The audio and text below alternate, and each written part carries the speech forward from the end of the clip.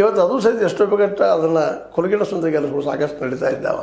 ಯಾಕಂದ್ರೆ ಇವತ್ತು ಈ ಎಲೆಕ್ಷನ್ ಕಮಿಷನ್ ಏನಾಗಿಬಿಟ್ಟದಪ್ಪ ಅಂತಂದ್ರೆ ವಿಶೇಷವಾಗಿ ಇಬ್ಬರು ಸರ್ಕಾರದ ಅಂದ್ರೆ ಪ್ರಧಾನಿ ಮತ್ತು ಕ್ಯಾಬಿನೆಟ್ದು, ಇನ್ನೊಬ್ಬರು ವಿರೋಧ ಪಕ್ಷ ಇರೋದ್ರಿಂದಾಗಿ ತಮ್ಗೆ ಬೇಕಾದಂತಹ ಈ chief commissioner election commission selection ಮಾಡ್ಕೊಳ್ಳೋಂಥ ಸಂದರ್ಭ ಬರೋದ್ರಿಂದಾಗಿ ಇಲ್ಲೇ ಪ್ರಾಮಾಣಿಕವಾದಂಥ ಮತದಾನ ಆಗೋಸೋದು ಕಷ್ಟ ಆಗಿಬಿಟ್ಟದ.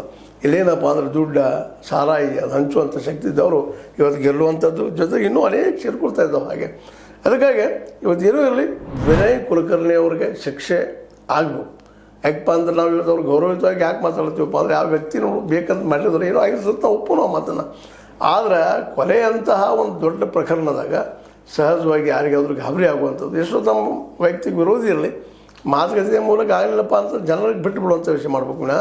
ವೈಯಕ್ತಿಕ ಇರಿಸಿಯಾಗಿ ಏನೋ ಆಗಿ ಹೋಗಿದ್ದು ಘಟನೆ ಆದರೂ ಯೋಗೇಶ್ ಗೌಡನ ಕೊಲೆ ಪ್ರಕರಣದಾಗ ವಿಶೇಷವಾಗಿ ವಿನಯ್ ಕುಲಕರ್ಣಿ ಅವರು ಆರೋಪಿ ಅಷ್ಟೆಲ್ಲ ಇವತ್ತು ಅಪರಾಧಿ ಆಗಿದ್ದಾರೆ. ಇಂಥ ಅಪರಾಧೀಕರಣ ಮಾಡುತ್ತಿರುವಂತಹ